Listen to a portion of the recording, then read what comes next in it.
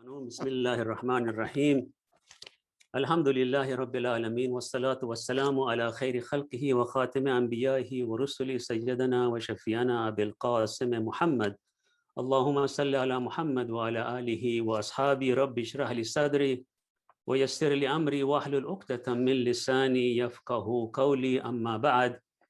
In the name of God, the infinitely kind, the most merciful, peace, mercy, and blessings of God be upon us all. Thank you very much for this kind invitation to be part of this program to commemorate the 40th after the martyrdom of Imam Husayn ibn Ali.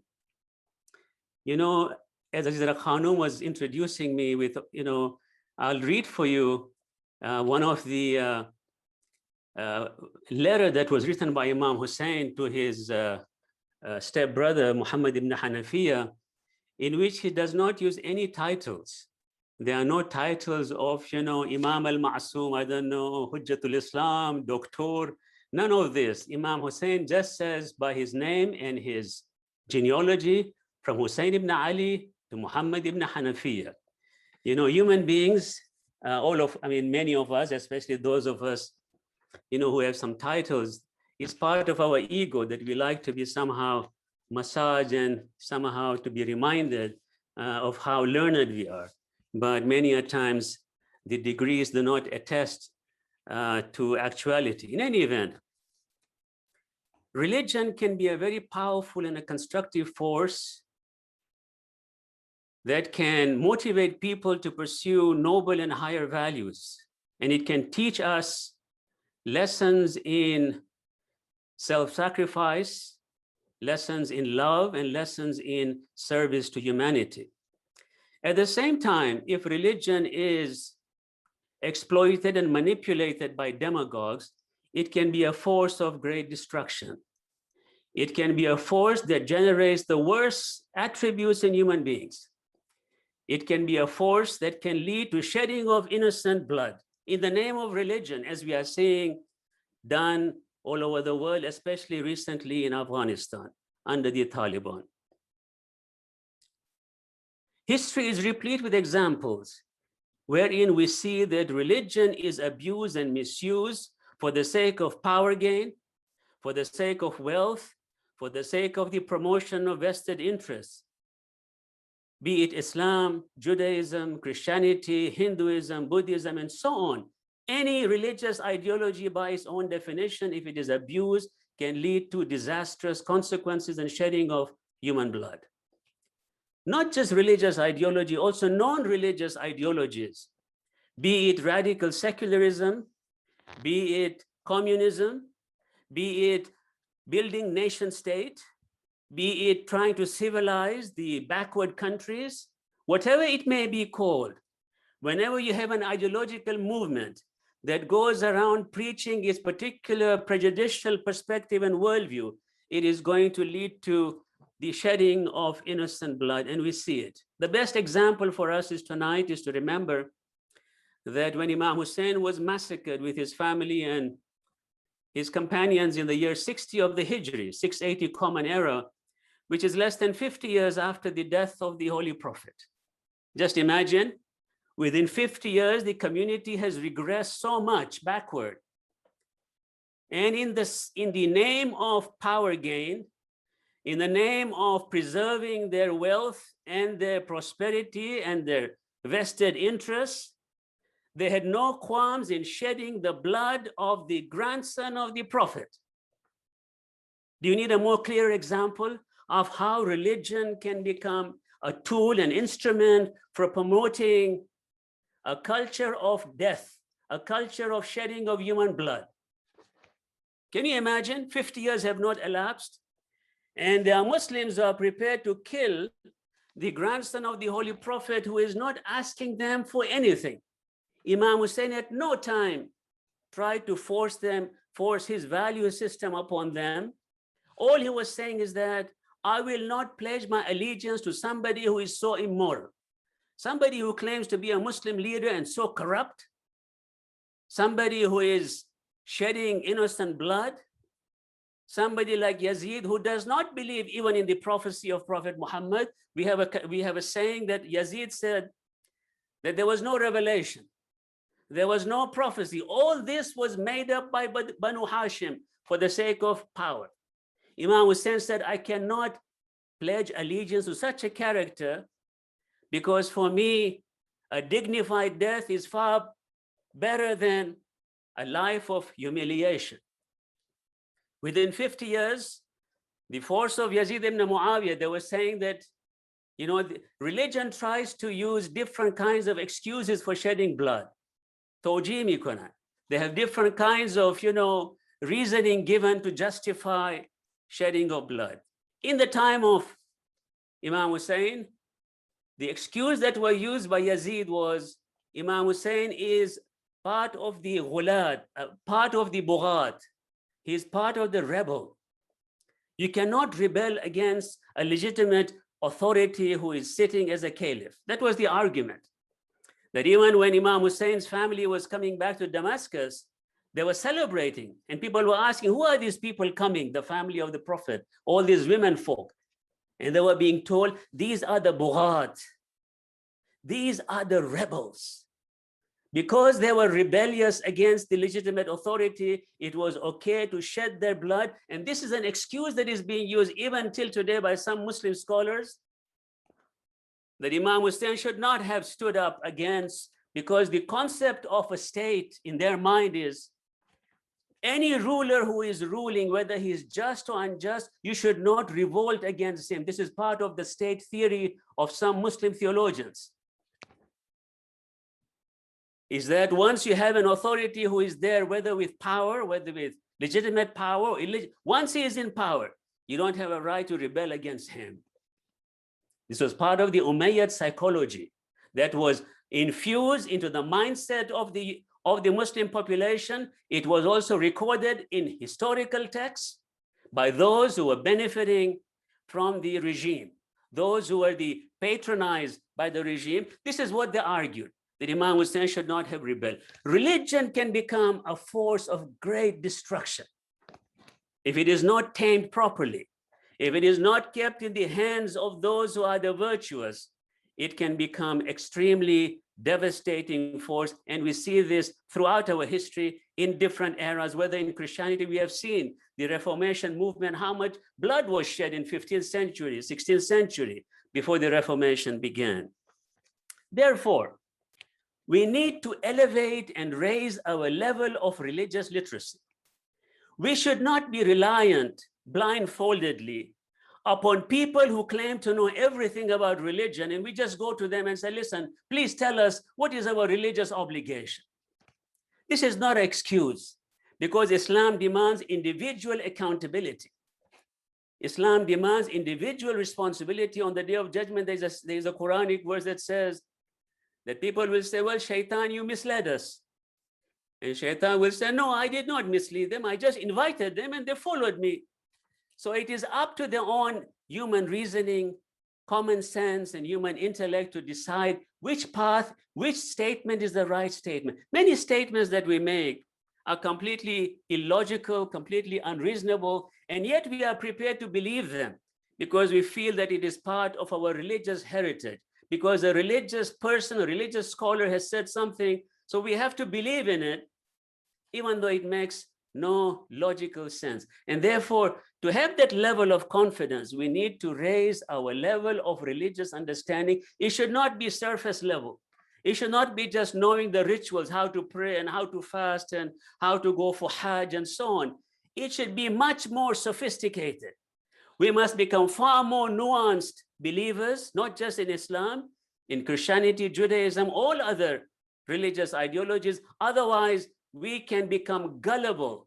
We can be taken advantage of and manipulated and exploited for power gains. Religious people don't think are all pious. They also have, vested interests. We all play games.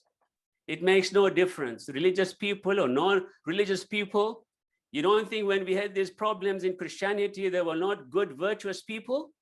Of course, they claim to be very highly virtuous. But if you look at their actions, they were only after monopolizing power. And in that pursuit of power, they have no qualms in creating theologies, creating different kinds of ideologies, and mesmerizing the public and creating a cult that you have to follow us. We have this also in Judaism, the cult of following blindfoldedly. And therefore, it is high time for us in today's age. There is no excuse. So many resources. We have to become a community that is literate in religion. And I mean, not just a community that reads books. Nowadays, you have podcasts, people can read books for you online and so on. There's no excuse in today's era, in 21st century, to say that I'm illiterate in my religion and I'm going to follow blindfoldedly. People who followed blindfoldedly were on the camp of Umar ibn Sa'ad, and they shed the blood of Husayn ibn Ali. They were blind followers. They were told, Imam Husayn is a rebel. Imam Husayn is part of the Bughat, and it is your religious duty, your religious takalif al-shar'iyya, that you have to fight against him and subdue him. And not just that, after he was killed and massacred, to show that level of indignity to his body, and they went over his bodies and the body of the other martyrs with the horses' hoofs. This was all justified by religion. If you had no religion, you would not do such unethical things, I believe. If you were an ethical human being and you had a conscience, a fitra, and you were a conscientious human being, you would not do many of the things that were done in the name of religion against the family of the Prophet and the grandson of the Holy Prophet. The point being, we need to raise our literacy level, and we should not develop a cult of following. Whatever people say, we just want to follow them blindfoldedly because so-and-so said so. Well, you also have intellect. God has given us different kinds of tools. He sent us scriptures. He sent messengers. He also gave us human conscience. He also gave us common sense, human intellect. The faculty of reason is also part of the divine gift that has to be used in trying to examine what is true from what is false. And there is no excuse to become blind followers in our era. I think this requires what we call critical examination, critical thinking. We need to examine our prejudices. We need to re-examine our biases. We need to re-examine our assumptions that we have taken as a fact. Assumptions are assumptions. They are not the truth or reality. We need to re-examine them and remove some of this prejudicial perspective and become far more balanced and far more objective, and begin to realize that beauty is found everywhere. Beauty and truth is not the monopoly of the Muslims or Christians or Jews. Beauty can also be found in atheism.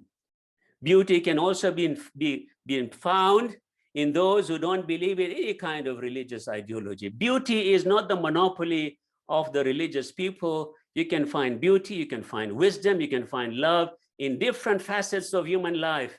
And therefore, we should not become prejudicial that only the religious people, only the religious scholars, so-and-so are so pious and so kind. Raise the literacy level of our community. I give you an example of what I mean is where you have to start to engage your reasoning power, your intellect, your common sense, and decide for yourself whether it is true or false. What if I were to tell you there is a tradition ascribed to the fifth Imam of the Shia, Imam Muhammad al-Baqir, and the tradition says as follows. It's ascribed to him. It says, Imam Abu Ja'far, Imam al-Baqir says, whoever visits the grave of Husayn ibn Ali, the grandson of the Prophet, on the day of Ashura, on the 10th of Muharram, when he was martyred, if you visit his mausoleum, if you make a pilgrimage to Karbala, to Iraq, and make a pilgrimage in the month of Muharram, and you weep for him on his grave, then God, the glorified, the exalted, will receive you on the day of judgment with the reward of, how much reward he will give you? The reward of 2,000 major pilgrimages, 2,000 Hajj. If you visit Imam Husayn on the 10th of Muharram in Karbala, it is ascribed to Imam Muhammad al-Baqir that God is going to reward you 2,000 major pilgrimages, 2,000 minor pilgrimages or Umrah, and 2,000 military expedition. And all these exercises that you were doing, Hajj and Umrah and the military expedition, you were doing so under the leadership of the Prophet of God and the rightly guided Imams. So your reward is going to be multiple times. He wants to argue that because you were doing this Hajj, or you were doing this Umrah, or you were doing this military expedition under the guidance and the leadership of the Prophet or the Imams, you will get multiple rewards. 2,000 Hajj, 2,000 Umrah, 2,000 military expedition under the leadership of the Prophet and the Imams, if and only if you visit Karbala on the 10th of Muharram and you cry, you weep. Now, try to engage your intellect and ask yourself, is it something that you can attribute to the Imam Muhammad al-Baqir, knowing his character, knowing his biography, knowing his particular integrity? Do you think he would try to compare the ziyarah of Imam Husayn with visiting the house of God in Mecca? He's a slave of God. Can you imagine him trying to compare visiting his grandfather, great-grandfather, to be far more praiseworthy multiple times of 2,000? 2,000 Hajj, 2,000 Umrah, 2,000, I don't know, military expedition. And not just this, in the company, in the leadership, under the leadership of the Prophet and the Imams. Try to ask yourself if this is feasible. Well, it is in the book of Sheikh Tusi, a great scholar of the 10th century, certainly a good human being. We don't want to ascribe any negative motives. We don't know his intentions. He was a good human being. As far as I know, he was a great scholar. He was known as a Sheikh al-Ta'ifa. In his book, Sheikh Tusi records this hadith. And Ayatollah Subhani, another eminent scholar in Qom, he examines this hadith and tries to figure out if it can be true or false. So how does he examine? We have particular rules of how do you examine a tradition. You examine the chain of transmission, the isnad. You must remember that, after the death of the Prophet, people were manufacturing hadith whole scale and trying to, for different motives, whether sectarianism, whether ideology, whether vested interest, whether power, they kept on creating hadith and putting it in the mouth of the Holy Prophet for power gain. Umayyads were very famous for doing this and patronizing scholars who would create hadith that would support them, the Umayyad, and the Abbasid the same. So anyways, he says, I'm going to examine the chain of transmission. And he examines the entire chain that Sheikh Tusi has given. And he says, all the people who have related this hadith, the chain from so-and-so to so-and-so, all the way from Imam Muhammad al-Baqir, all the way to the last person, he says the people are people of character, people of integrity in books of Rijal. And therefore he says, in his estimation, this hadith should be accepted as being valid and true. Perhaps the chain of transmission is sound. There could be a very smart person in that particular century, 7th century, 8th century, who can maybe create a sound chain. I can create my own sound chain of transmission and attach it to a hadith and say what I want to say, and then say, well, the Prophet said so-and-so, the Imam said so-and-so, you have to believe me. There's also, like I said, the test of human intellect, the test of common sense.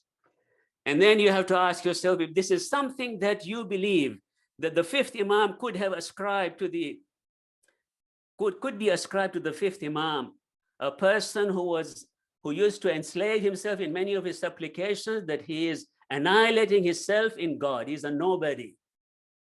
For such a person who regards himself to be completely insignificant and minuscule, to compare the grandson, the ziyarah of the grandson of his father, to visiting the Hajj, the pilgrimage, the Umrah, and all this other thing, you be the judge and tell me whether it is something acceptable, even if the chain of transmission is valid, even if the people in the chain of transmission are all truthful and honest people, even if a religious scholar tells you, even if somebody with a PhD tells you that this is a sound hadith, you have to engage your intellect, your power of reasoning, and not be enslaved by this kind of mentality, of cultish mentality to follow blindly. We all will be asked questions individually.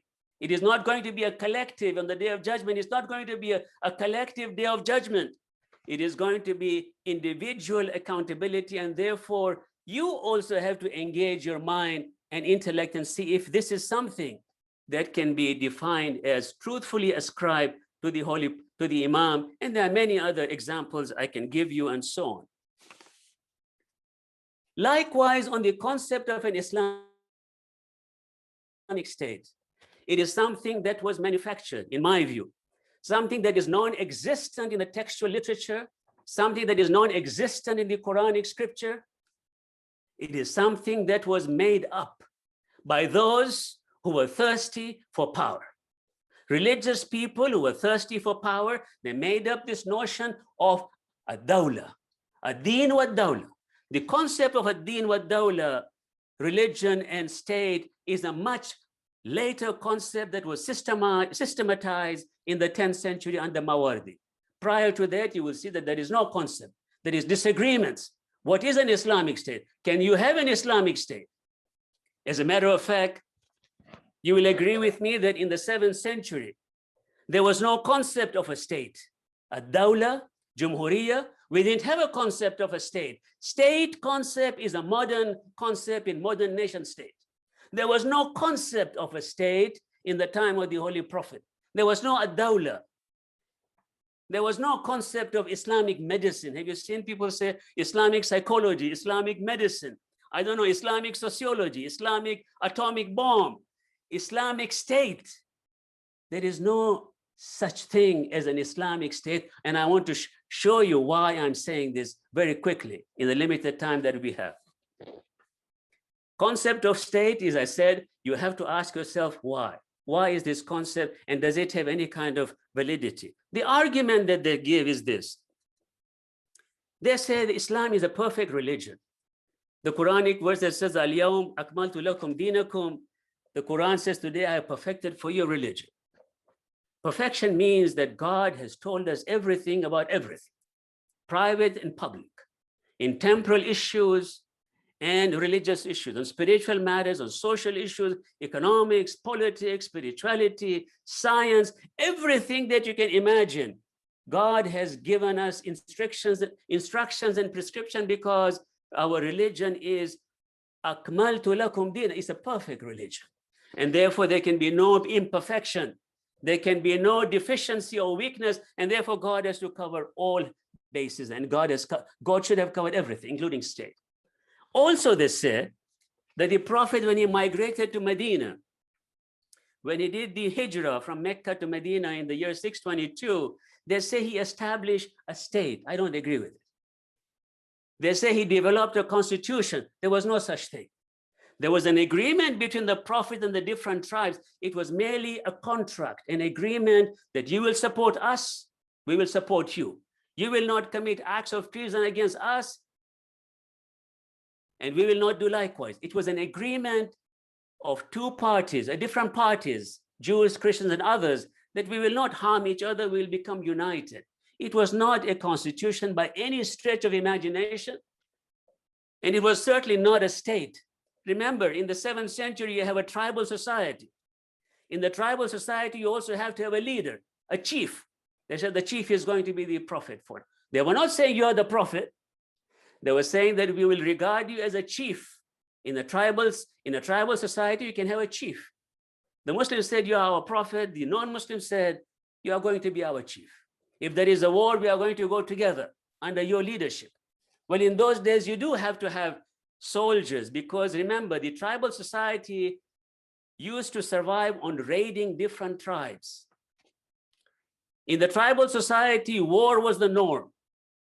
Peace is an exception. If you don't have a peace treaty with a particular tribe, there is a risk that they will attack you, and they will raid you, and they will take away your goods.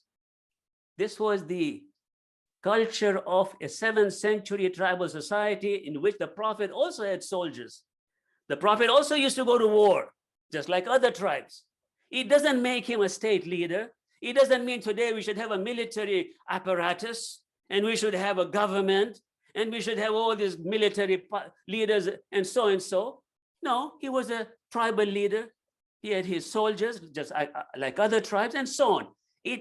This is an exaggeration of those who were very much, invested in developing an Islamic religious state, but not so. They say he was a statesperson. He became a state leader in Medina. Interestingly, they forget what the Prophet was in Mecca. In Mecca, the Prophet for 40 years, he lived with the Quraysh as a moral, ethical human being, as a kind human being, as a person of integrity. For 40 years, he used to go for meditation in the cave of Hira without bragging that I'm so pious, I'm so religious, I'm so holy. No, he was living as a decent human being amongst the people of Quraysh. And this is why the people of Quraysh gave him a title, that you are Al-Amin, you are As-Sadiq, you are truthful, you are trustworthy. The Prophet is somebody who is trustworthy and somebody who is truthful. If you want to follow the Sunnah of the Prophet in Medina, you also have to follow the Sunnah of the Prophet in Mecca. He is a truthful person. He is somebody who will not betray your trust. People who disagree with the Prophet, if they had something valuable for safekeeping, they would give it to the Holy Prophet for safety, because he was Al-Amin. He will not betray your trust. When the Prophet migrated from Mecca to Medina, he left Ali and told him exactly who the trust should be given back to, because the Prophet is somebody who is trustworthy. Imagine our Islamic leaders, so to speak, hungry for power. The Prophet was Al-Amin As-Sadiq. His ethical credentials were established in 40 years by how he lived with the people of Mecca, with the people of Quraysh. They hated him because he was destabilizing the power. The Quraysh said, you are going to take away, you are destabilizing our power. Our economic system, you are trying to somehow destabilize, and therefore we are going to oppose you. But in terms of a character, we believe that you are truthful and you are trustworthy. If you want to follow the Prophet in Medina, you also need to follow the Prophet's character and integrity. Also in Mecca, he was somebody with impeccable character. The Prophet is told in the Quran, فَبِمَا رَحْمَةٍ مِّنَ اللَّهِ لِنْتَ لَهُمْ. God says one of the mercy of God is that he has made you very soft-hearted. He has made you very kind. Where is that kindness? Where is that civility when you look at the Taliban in Afghanistan? Do you see that sense of compassion? Do you see that sense of kindness, that sense of trying to guide people? Or rather, it is somebody who is there as a mafia, somebody who wants to force religion down your throat, as if they believe that by forcing religion, people become religious. It is not so. Religion has to do something with the heart. And if it is something to do with the heart, you can never force it down upon people's heart. It has to come voluntarily. The person you want to also follow is the prophetic example. The Prophet said, "Innama bu'ithtu liutammima makarim al-akhlaq." The Prophet said, I was sent on this mission. Why? He didn't say to show you how to pray, to show us how to fast, and to, cut the hand of the thief, and flagellate people who drink alcohol and all this nonsense. If women don't wear hijab, discipline them. What kind of a religion is this? If you are fasting, in the month of fasting, if I see you eating, I'm going to flagellate you. Is this the way the Prophet used to behave? Travesty. Is this the way how one can present religion as an ethical human being? The Prophet was somebody who was the Quran says, Lintal, we made you very kind-hearted. The Prophet said, I was sent not to show you how to pray, I was sent to show you ethics and morality. I was sent for the purpose, and the only purpose, as innama means for the sole purpose, I was sent to perfect human moral ethics, to show us how to become Al-Amin and As-Sadiq. Why the obsession with Medina? The Prophet of Medina is also the Prophet of Mecca. The foundation is laid in Mecca. The foundation of the core values was laid in Mecca, and therefore, if you have the audacity to say, I want to be a state leader, first you have to also learn the Prophet of Mecca. And I don't think we have within our DNA chromosome, we don't have within our genes to be able to duplicate the prophetic example. The prophetic example was an exception of history. You cannot say because a prophet did this, I should also do this. Well, the prophet was a prophet. Don't try to compare, I should not compare myself and my authority with the authority of the Holy Prophet. It'd be ludicrous. You will say, you are being ridiculous. The prophet was receiving revelation. I'm not. I'm a fallible human being. The prophet was infallible. All these things, if you take into account, don't try to compare ourselves with the Holy Prophet. The Holy Prophet was an exalted human being. Yes, he is an exemplary human being, but he cannot be duplicated in everything. If he received revelation, doesn't mean I have to receive revelation. If he had, let's say, if he was the leader of the tribe in Mecca, doesn't mean I have to be also a leader of tribes. Tribes, not a state. After the death of the Holy Prophet, in the Sunni literature, I'm not talking about the Shia literature, the Shias believed there was succession by appointment, and then after the 12th Imam, it is the same story as the Sunni. There was a vacuum in leadership. And people gathered together and they said, who should now succeed the Prophet?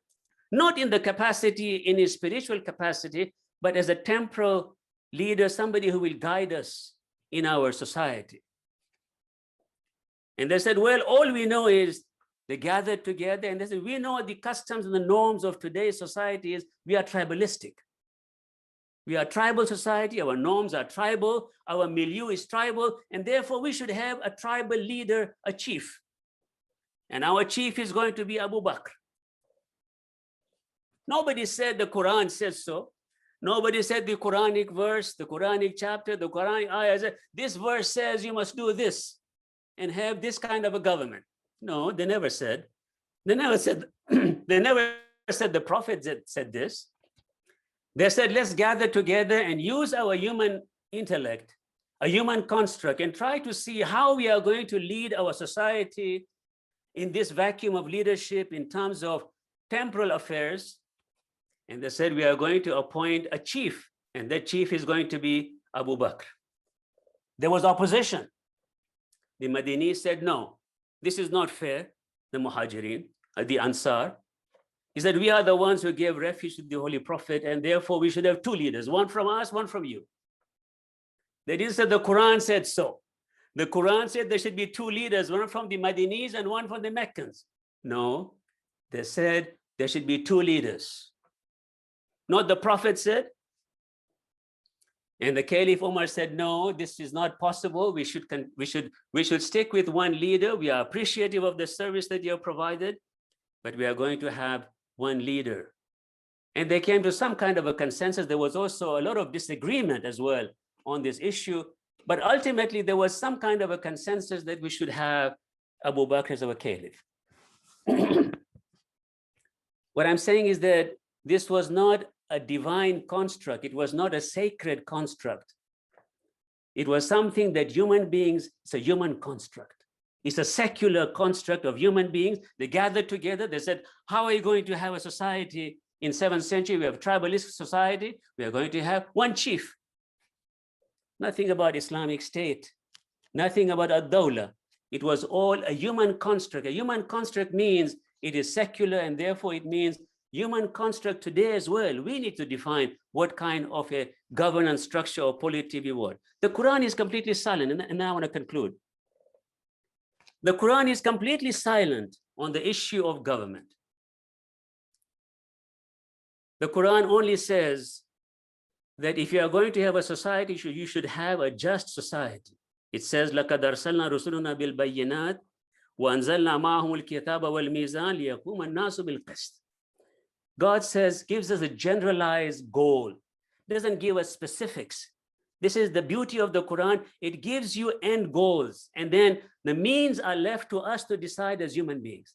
It says we send messengers with clear proofs, and we sent with them scriptures and balance. Why? The only purpose was لِيَقُومَ النَّاسُ بِالْقِسْطِ, so that they will be able to establish and maintain justice, equity, and fairness. That's all. The Quran is concerned about having a just society. an ethical society, a society where you have economic justice, where you have political justice, social justice, you have human dignity. The Quran is not concerned about the mode of government. You could have a democracy, you could have an oligarchy, you can have a monarchy, whatever you have. The Quran says, لِيَقُومَ النَّاسُ بِالْقِسْطِ, so that you will have and maintain justice and fairness and equity. That's the end goal. The end goal is not theocracy. The end goal is not to have a religious government. And I would argue that you cannot be a good believer in a religious government at all. You have to be a hypocrite. You cannot be a true believer in a religious state. Any religious state, you have to be a hypocrite if you don't believe in that faith. I'll give you an example. This was the notion of an Islamic state. Why do I say you cannot be a true believer under an Islamic state? Imagine yourself living in Afghanistan today under Taliban.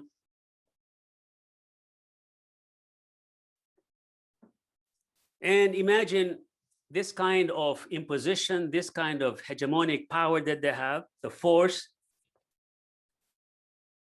Do you truly believe that you can be a believer without force? Let's say if I don't believe in Islam, do you think I would really be able to freely express my religious views under a state that has that kind of force and imposition? No, you can't. You have to be a munafiq. By definition, under a religious state, you have to be a hypocrite to be able to somehow survive in that particular religious state, because religious state is going to demand obedience, that you follow the rules. Well, I don't believe in those rules. Religious state says, no, you will have to by force. And if you don't believe in this, you have to pretend. You have to be a hypocrite. And the Quran says about munafiqeen, they are very detested people. Don't be a hypocrite, says the Quran. Be very forthright, be straightforward. Whereas under a religious state, it would force you to become a hypocrite by definition. Religious state cannot give you freedom of belief. A religious state cannot give you freedom of belief because it does not give you freedom to exit from religion. Freedom of belief also demands freedom of disbelief. If you have the freedom to enter religion, I should have the freedom to exit from religion. A religious state will not give you that freedom. Imam Husayn was looking for freedom.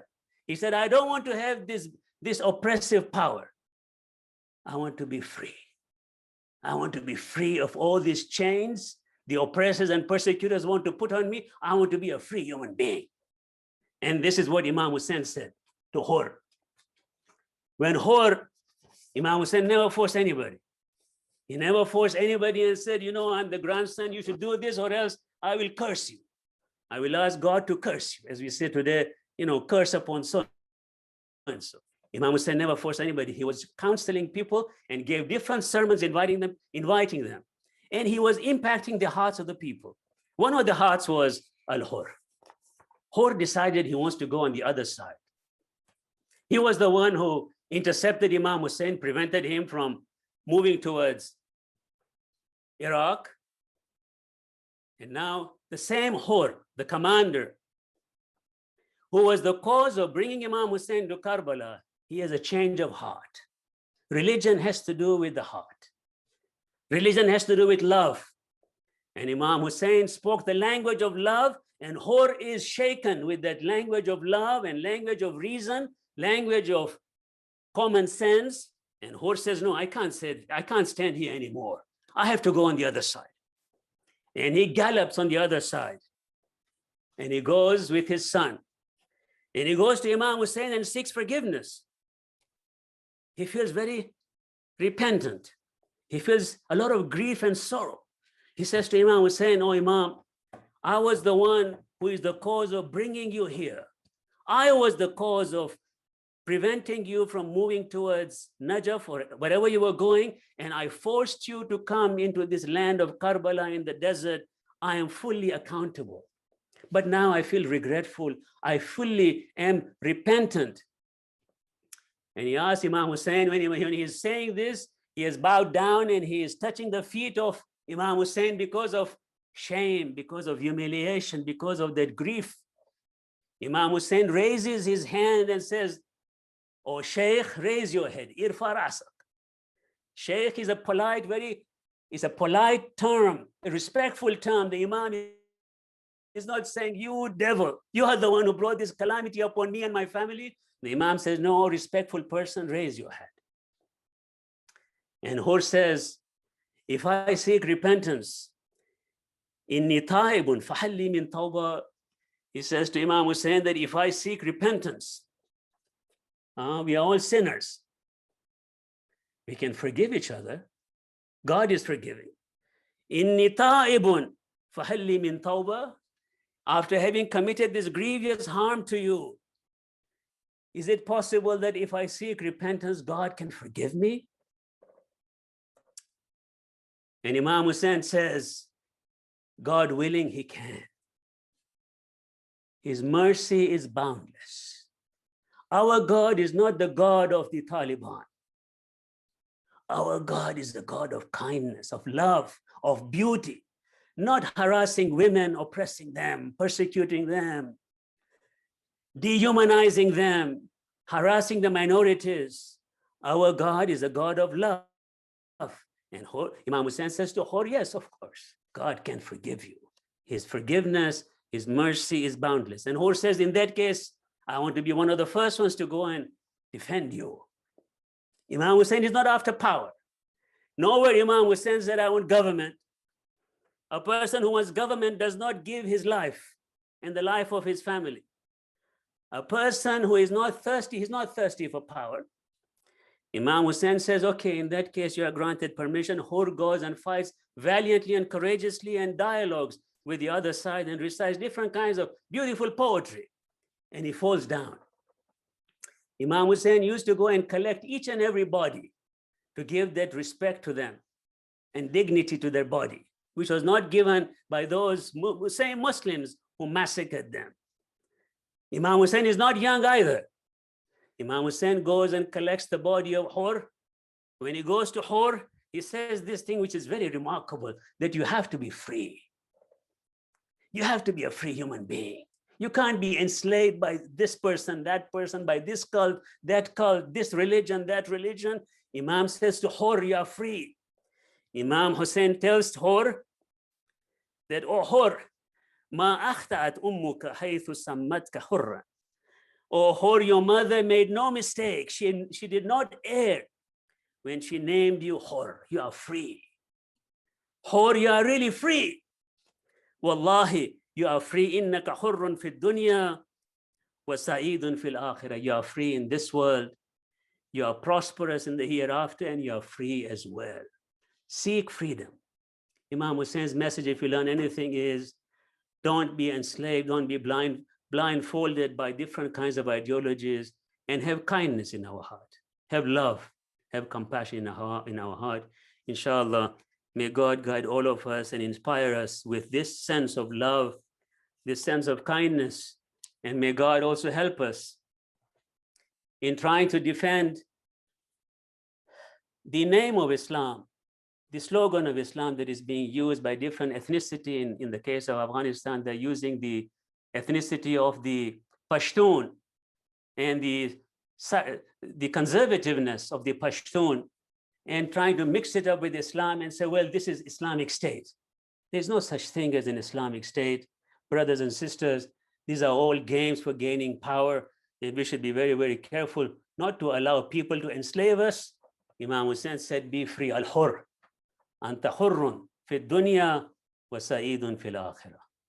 أقول قولي هذا وأستغفر الله لي ولكم ولكافة المؤمنين. Thank you very much, and thank you for your attention. Thank you for your kindness.